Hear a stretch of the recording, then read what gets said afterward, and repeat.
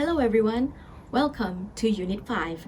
In this unit, we will be learning about scholarship as conversation, which involves the communities of scholars, researchers, or professionals who engaged in continuous discussion. This community often come up with new insights and discoveries that occur over time as a result of their varied perspectives and interpretation.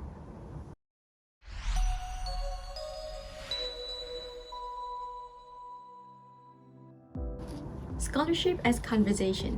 What is it about? It's about looking at a particular subject of discussion as a whole, whereby you try to fit into an academic conversation with a group of people, to seek out different perspectives and to consider the person who should be excluded from the conversation. Apart from that, you may want to join them to share your critical information evaluation regarding the relevant subject as well. This entire thing also is supported by citing others to keep the conversation going, besides to pull in different ideas and questions. When you do research in university, you may experience the struggle to seek out for multiple sources. You may wonder whether all sources are sort of similar to one another.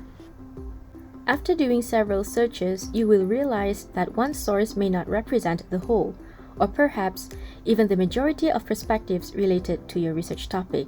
Each source may not provide you with sufficient information for the context of your research topic. Scholarly conversation is about having a community of scholars, researchers, or professionals with a large body of perspectives, interpretations, etc., and this massive body of research over a period of time. This community involves multiple people sharing their insights and discoveries. In this context, countless conversations are taking place and people do not agree with one another all the time. New knowledge is formed as a result of these conversations and agreements. There are several things you need to know when you try to join a scholarly conversation. You need to bear in mind that the conversation has been going on for quite some time.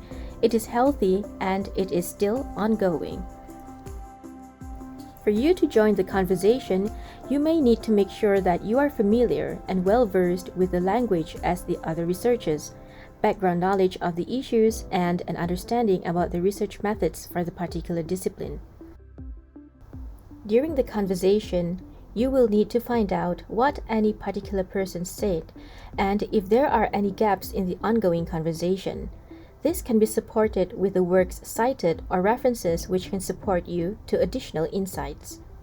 Figuring out which studies and authors are cited the most can also help you judge the individuals who are credible and influential in the field. With the newly acquired knowledge based on your analyzed sources, now it's your turn to speak up. Several ways on how this looks like in practice is by actually seeking out a range of perspectives on your topic, piecing together the different parts of the conversation because you're not looking for only one solid answer to your question. You may want to look for a bunch of different things to create your answer, finding connections and weaving them together, and you also need to make sure to cite the information you incorporate. There are two main things to understand.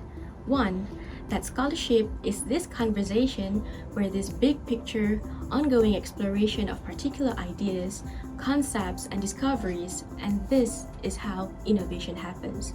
We build on the work of other people who come before us. Two, another thing to understand is that you are part of this process. By engaging in a research process in a class and the project you are going to create, you are making a contribution to the scholarship. Although it might be intimidating because you're not an expert in the field that you're working on, but that doesn't mean you don't have something to offer. When you engage in the conversation, you become a part of it. There are several guiding questions to consider as you go about doing your own research and also interpreting the works of others.